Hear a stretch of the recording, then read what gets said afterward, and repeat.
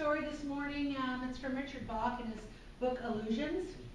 And so once upon a time, there was a village of creatures that lived on at the bottom of the Crystal River.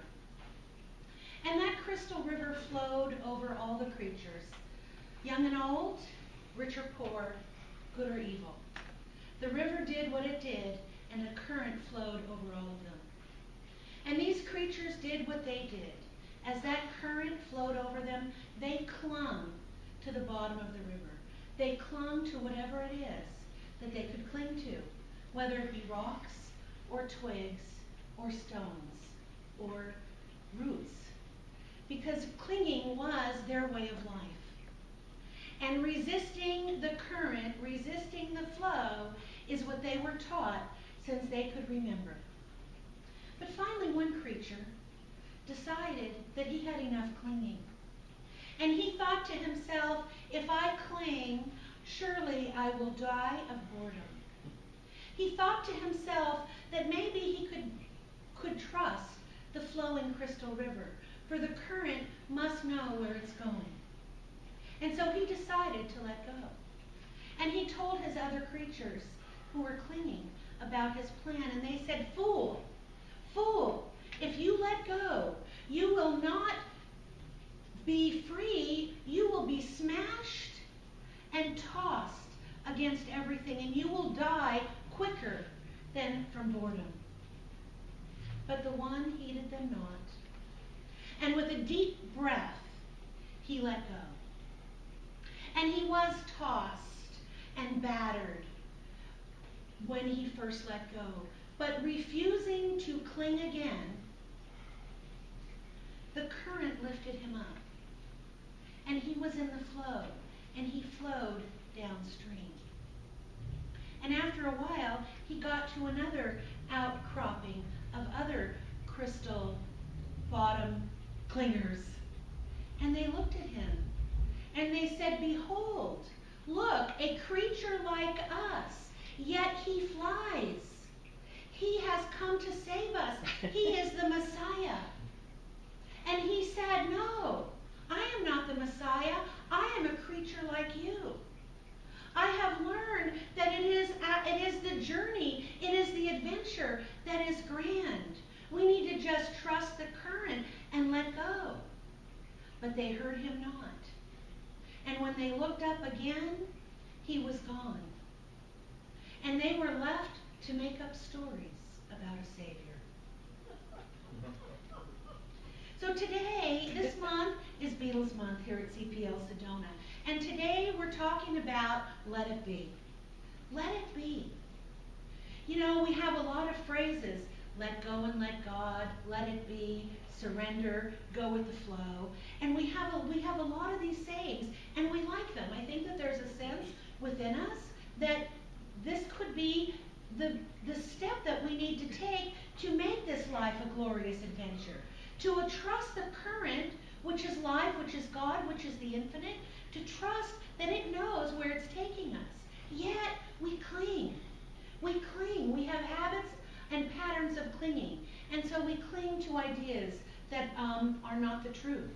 We cling to our stories that we're not good enough, our stories that we're flawed. We cling to ideas that there's not enough good to go around. We cling to ideas that we're too old to start dreaming. We cling to a lot of ideas.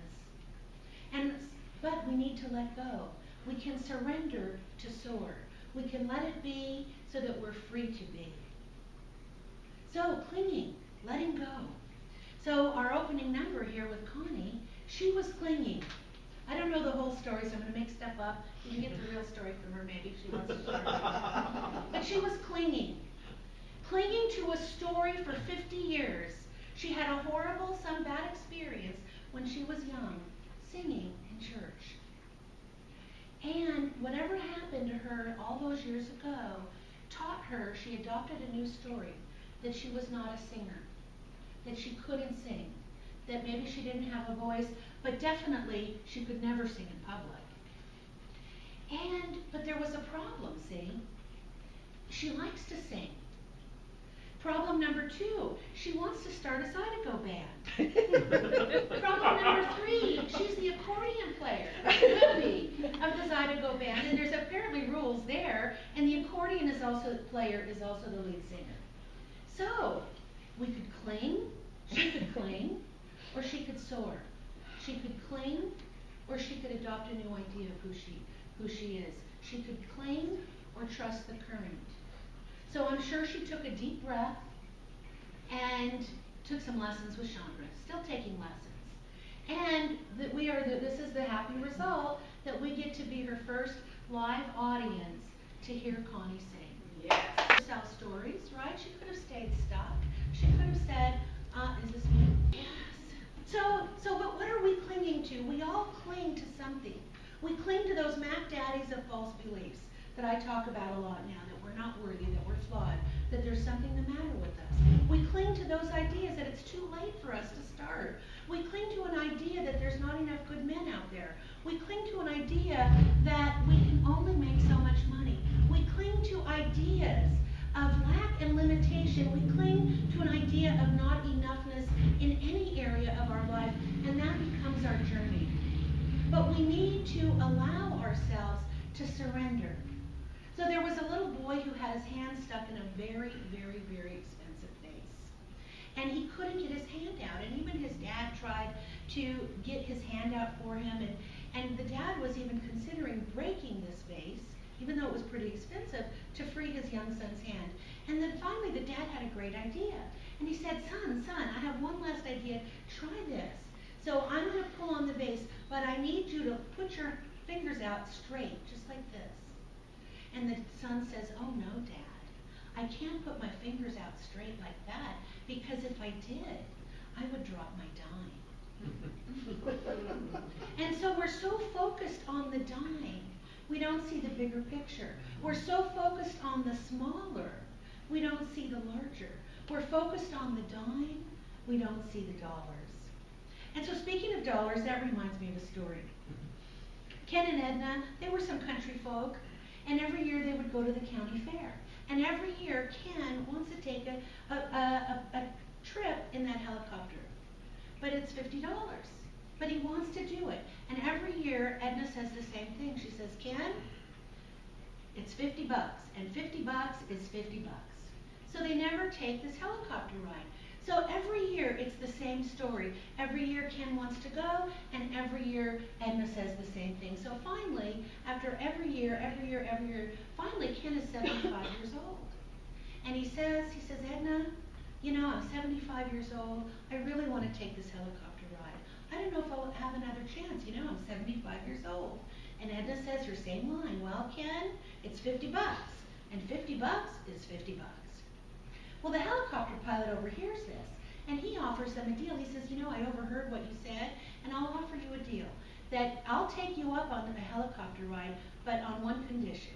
You have to not say a word, not one word. If you speak, then it will be $50. So they agree. And so they go up in the helicopter, and he does a lot of weird maneuverings, and it's scary, you know, but Ken and Edna are silent.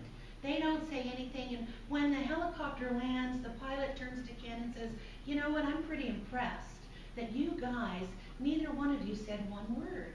And Ken said, well, I was tempted on saying something when Edna fell out.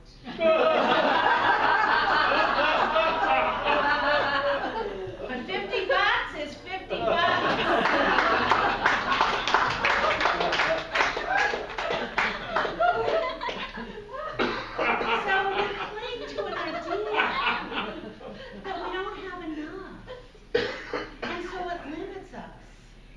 We want to surrender, we want to move into that bigger state, but sometimes I think we have ideas that surrendering, that letting go means giving up, giving in. It means a lack of control. And if we like something, we like to be in control, don't we? We like to maneuver and orchestrate and manipulate. We want to see the end at the very end. We want to see all the obstacles in our path, and we don't really seem to want to trust the infinite. We don't seem to trust the divine. We don't seem to, you know, we don't have a problem trusting that when we exhale, there's going to be air for us to inhale. You know, when we're at the end, we don't panic every single time. No, we understand and we trust that there is a flow, that there is something that supports us in just simply breathing in and breathing out. But somehow that doesn't equate when we seem like we have a challenge, when we have a problem, when we want to accomplish something, when we have a dream. Then it's like all that trust, that supportive, infinite knowingness that supports us so wonderfully and naturally somehow doesn't know what it is that we want. Somehow will let us down. Somehow we need to do what we need to do and we can't let go, or we refuse to let go. And so we are like those creatures and we cling.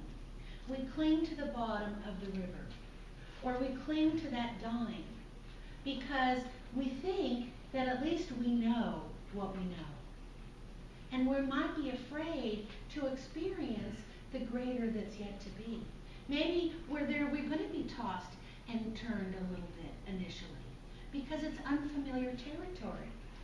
And we don't want to step into that unfamiliar. And so we end up leading lives of sometimes quiet desperation.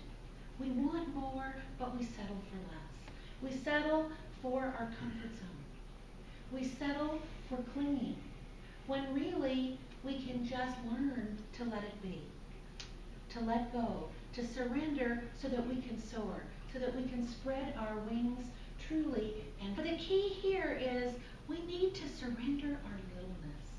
What does that mean? Because the power and the presence of the divine that's flowing through us, it's not little, it's not weak, it's not restricted, it's not a now and then. That presence, that power, that flow of life that is actually flowing right now, not only through us, in us, it is who we are. So when we can throw away our separateness, when we can throw away and surrender our doubts, our fears, our littleness, our identity with our roles, or what we think that we're supposed to do, this is what the shoulds and the supposed tos, that keep us small, that keep us from dreaming big. What is your bigger idea of who you are? If you can dream it, it's yours. We all have different talents, we all have different goals. But we're not going to get there when we're clinging to the bottom of the great crystal river. We're not going to get there when we're clinging to old ideas. They've brought us up till here, and where we are is fabulous. But where we want to yet be is even more fabulous. It's even greater. Because we all want to get to a connection, a remembering of our true selves, of who it is that we really are. But we need to let go of that littleness. We need to let go of those ideas that have kept us firmly stuck into where we are. We don't really get to have it both ways. It's a paradox, really. So I've shared this before. I don't get to have one foot in the comfort zone. Our creature, our little hero from the beginning of the story, he couldn't just hang on with one hand and the other hand is in the flow of the river. He has to go, he has to be committed. So when we want to move forward, and we all want to be safe and comfortable, but it's the paradox. We can't know the greater when we have a foot in the smaller. We can't know we can't know great love when we have built walls around our heart. We can't experience the joy and the freedom of forgiveness when we are hanging on or clinging to our self-righteous indignation. We can't know the experience of following our dreams when we're stuck in the yappas, or the if-onlys, or the blame. We need to be fully committed to what it is that we say that we want to do. And allow that flow of life to support us, because there is a power for good in the universe. And it is always operating. And it is always operating 100% of the time. 100% of the locations right where we are. We can't get away from it. But we can join with it. We can cooperate with it. And allow it, this infinite intelligence, this presence, to lift us up, But we have to let go. We have to stop clinging to the familiar. We have to trust in a newer way. So the Tao Te Ching says this: don't limit your view of yourself.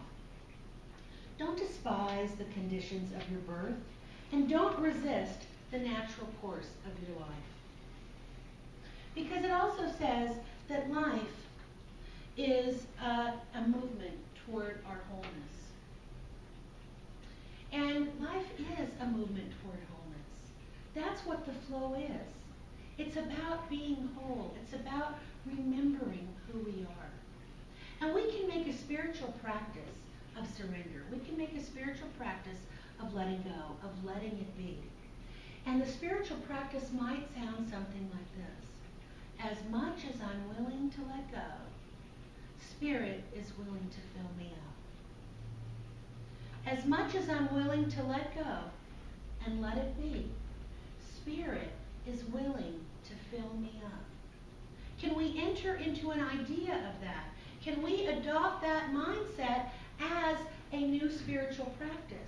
So it isn't about giving up. It isn't about giving in. It isn't about not caring.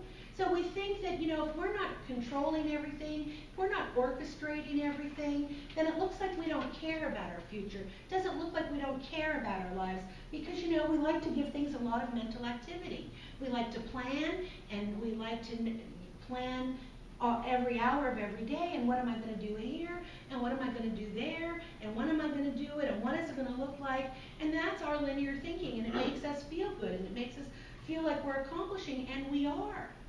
But if we're so stuck in that, that becomes what we cling to. We cling to our time management system. We cling, if it's not in our calendar, I can't do it. I'm not open. I'm not spontaneous. I won't be available then to hear perhaps those opportunities and ideas that are going to take me away in the flow.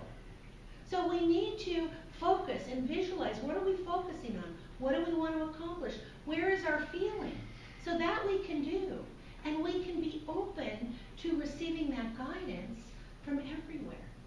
We can be open, but not attached to how the course is going to get us to where it is that we want to go. So I'm going to guess at age 25, when Connie's thinking, because it's never been far from her mind, I'm making stuff up, but let's pretend. It's never been far, so you want to do something. But you've been told, you have adopted a belief that it's not for you. You don't have talent in that way. You want to be a dancer, but you're clumsy. You want to be a singer, but you can't carry a tune. You want to be a writer, but you've got bad grades in English. Whatever it is, we all have stuff that we now have clung to a limitation. But it doesn't go away. There's this thing that behind us that says, but I want to do it. I love it when I watch other people sing. I love it when I watch other people dance. Why can't I do that? I love it when I read great poetry, but I'm not a poet. Whatever it is for you, it never goes away. It never goes away. So let's say at some point you're still thinking about it, you're dreaming about it. We cannot think that, at age 18, let's say it never went away, 25, let's say age 30. Connie would never think, okay, well, I'm going to work at a company in Flagstaff, and I'm going to meet this girl who's going to have a music director, and I'm going to come to a church. You know what I mean? You're never going to orchestrate how things are going to pan out. We just need to focus. We need to allow ourselves to, perhaps, we're hanging onto the dime one finger at a time, And now we've got a little rigor mortis going. It's really hard to let go of whatever it is those ideas are. But as we loosen our grip on those ideas that we think are our limitations, we might be amazed at how the universe is going to rush in. Because as much as we are willing to let go, as much as we are willing to open up, as much as we are willing to surrender ideas that we're not good enough, that the timing isn't right, that there's not enough of anything, that we need to have more information and more information and more information, and I'll say it again, even more information, and now, information overload on the internet. If we thought we needed more information, we would never go, because we'll never know it all. And so when we let go of ideas that we need more information, then can fill us up. Fill us up with ideas. Fill us up with God, allowing us to be at the right place at the right time, meeting the right people. But we need to let it be. We need to let go. We need to surrender so that we can soar to our greatness. Because by ourselves, we are like clinging creatures at the bottom of the great crystal river. And so I'm going to close with a poem from Meister Eckhart. And he says, "It is your destiny to see as God sees, to know as God knows, and to feel as God feels." How is this possible? Because divine love cannot defy its very self. Divine love will be eternally true to its own being, and its being is giving all that it can at the perfect moment. And the greatest gift that God can give is God's own experience. Every object, every creature, every man, woman, and child has a soul, and it is the destiny of all to see as God sees, to know as God knows, and to feel as God feels, and to be as God is. And why is it that destiny? Because, as I say every week, because there is only one thing.